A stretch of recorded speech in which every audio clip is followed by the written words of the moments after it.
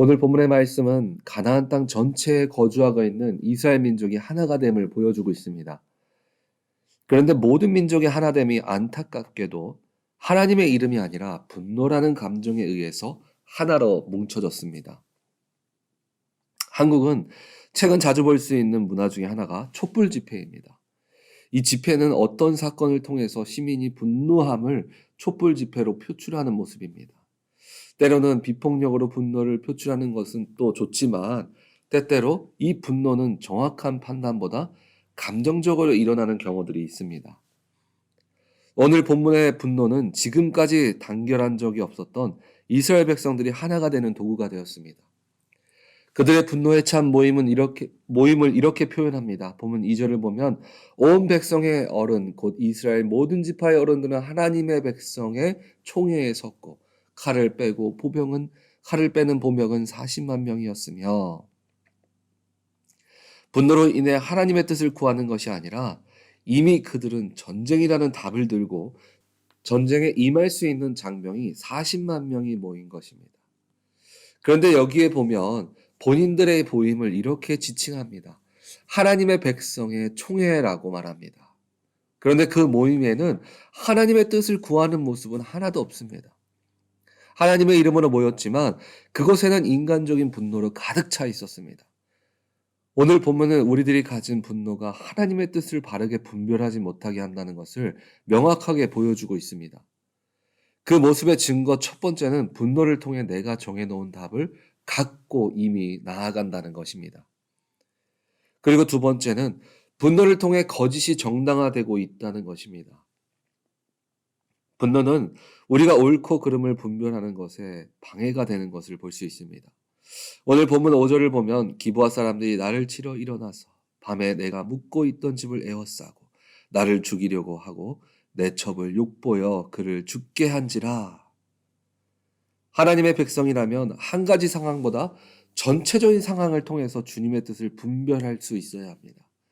그런데 지금 미스바에 모인 사람들은 기본의 피해를 입은 레위 사람이 말하는 거짓 증거를 갖고 확신하고 전쟁을 가지려고 합니다. 오늘 레위 사람은 본인이 자신의 목숨을 구하기 위해서 첩을 등 떠민 것에 대한 것은 이야기하지 않습니다. 주님의 말씀을 가르치고 주님의 일을 행해야 하는 레위 지파 사람인 그는 오히려 자신의 분노를 통해 자신의 뜻을 이루고자 했습니다. 우리는 말씀 가운데 분노를 통해서 거짓된 모습으로 하나님의 뜻인 것처럼 사람들을 선동하는 레위 사람의 모습을 볼 수 있습니다. 이것은 하나님의 말씀을 가르쳐야 하는 레위 사람이 신앙적으로 타락했다는 것을 우리가 확인해 볼 수 있는 부분입니다. 그런데 그 말에 따라가는 이스라엘 백성들 또한 40만 명 중에 어느 하나도 하나님 앞에서 깨어있는 사람이 없다는 것을 오늘 말씀은 우리들에게 보여주고 있습니다.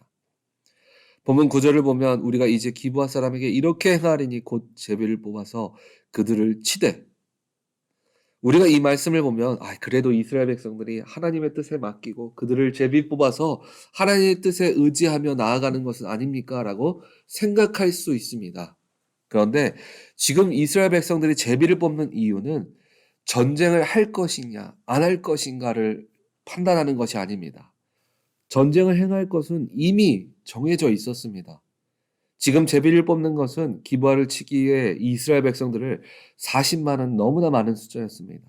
그래서 그들 중에서 전쟁을 임할 사람을 뽑는 사람을 4만 명으로 뽑기 위해서 지금 제비 뽑기를 하고 있는 겁니다.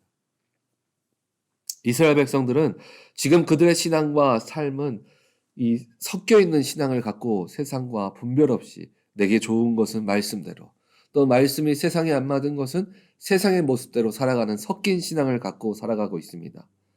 그런데 하나님은 분명 이스라엘 백성들에게 이렇게 말씀하셨습니다.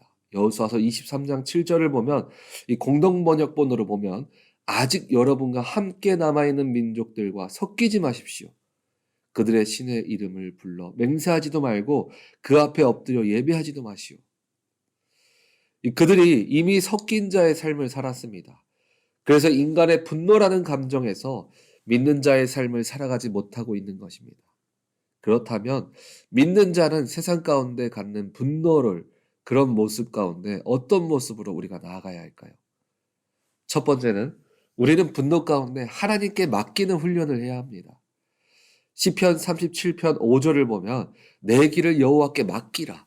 그를 의지하면 그가 이루시고, 아까 말씀드린 것처럼 분노는 내가 정해놓은 답을 갖고 나아간다고 말씀드렸습니다.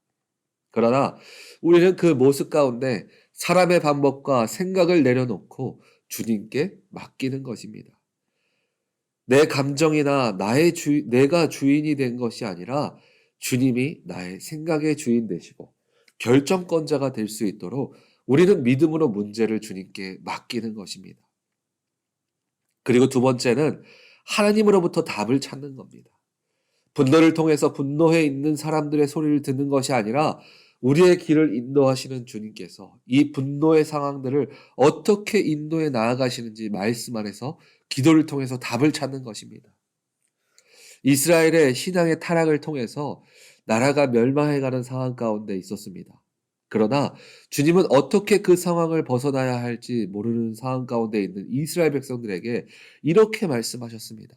아모스 5장 4절을 보면 여호와께서 이스라엘 족속에게 이와 같이 말씀하시기를 너희는 나를 찾으라 그리하면 살리라.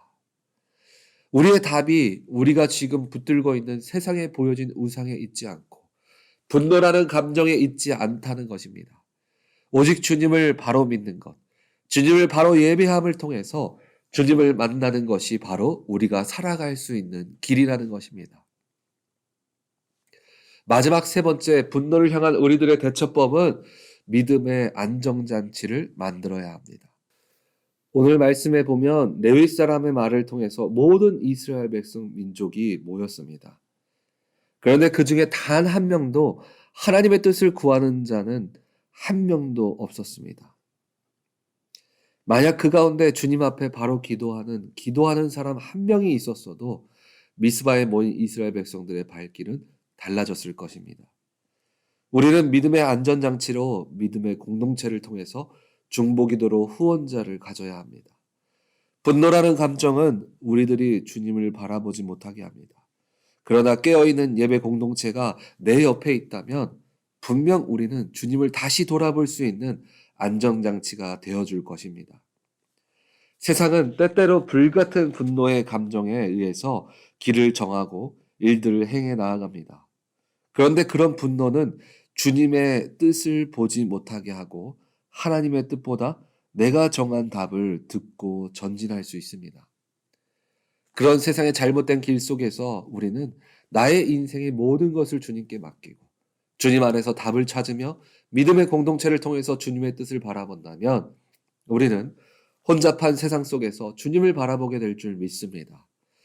우리 오렌지 한인교회 성도님들은 감정에 치우쳐서 주님의 뜻이 가려진 삶을 걸어가는 것이 아니라 오직 예수 그리스도를 통해서 세상 가운데 바른 길을 분별하고 선택하며 주님의 뜻 가운데 늘 걸어가시기를 주님의 이름으로 축원드립니다.